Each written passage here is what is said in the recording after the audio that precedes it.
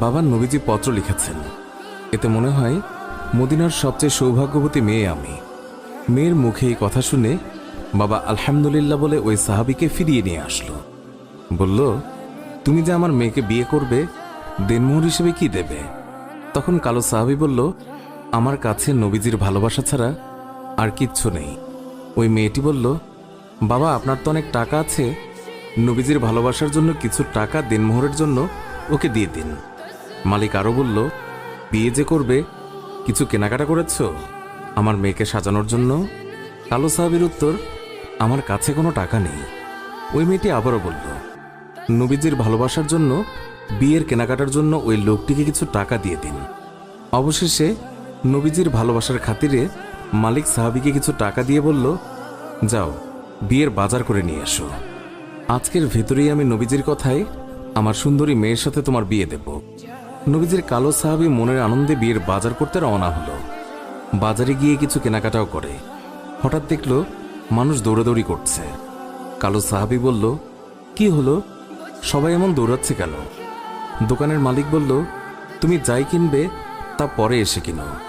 আমাদের সম্পদ মুসলিম বিশ্বের হযরত মুহাম্মদ সাল্লাল্লাহু আলাইহি ওয়াসাল্লামকে শত্রুরা আক্রমণ করেছে। এই বলে দোকান বন্ধ করে চলে গেল। কালো সাহাবী অন্য দোকানে গিয়ে বিয়ের বাজারের টাকা দিয়ে একটি তরবারি কিনল। হঠাৎ আবার মনে হলো সেই মদিনার সুন্দরী মেয়ে তার জন্য অপেক্ষা করছে। তখন নিজেকে বোঝালো, যেই নবী না হলে আমি হতাম না, এই দুনিয়া হতো না, সেই নবীর চেয়ে সুন্দরী মেয়ে আমার কাছে বড় হয় কিভাবে? এই বলে নবীজির কালো সাহাবী তলোয়ারটি নিয়ে যুদ্ধের ময়দানে চলে গেল। কিতাবে আছে, ওই যুদ্ধে নবীজির ৭০ জন সাহাবী শহীদ হয়েছিলেন, তার মধ্যে কালো সাহাবীও একজন। নবীজি অশ্রুসিক্ত হয়ে বলল, আমার আদরের সাহাবীদের রক্তমাখা অবস্থায় দাফন করে দাও। কিয়ামতের ময়দানে আমি আল্লাহর দরবারে এই রক্তমাখা শরীর দেখিয়ে কোটি কোটি গুনাহগার উম্মতের নাজাতের দাবি করব। হঠাৎ নবীজির চোখ পড়ল কালো সাহাবীর দিকে, রক্তমাখা শরীর নিয়ে এসে পড়ে আছে।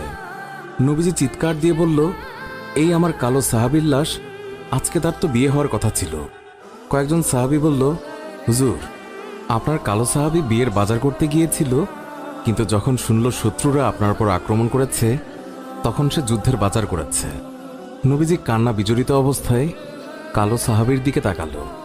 কিছুক্ষণ পর হাসি মুখে বলল, দাও, তোমরা আমার কালো সাহাবীকে দাফন করে দাও। সাহাবীরা বলল, বেয়াদবি মাফ করবেন, আপনি কান্না অবস্থায় কালো সাহাবীর দিকে তাকালেন, আবার হাসি মুখে দাফন করতে বললেন, কারণ কি বলবেন হুজুর? নবীজি বললেন, তাহলে শোনো, আমার কালো সাহাবী বিয়ের বাজার দিয়ে যে যুদ্ধের বাজার করেছে, আমার ভালোবাসায় ইসলামের পথে শহীদ হয়েছে, আমি তাকে তাকিয়ে দেখি ওই হুরে মদিনা বেহেশতের হুর হয়ে তার সেবা করছে। সুবহানাল্লাহ।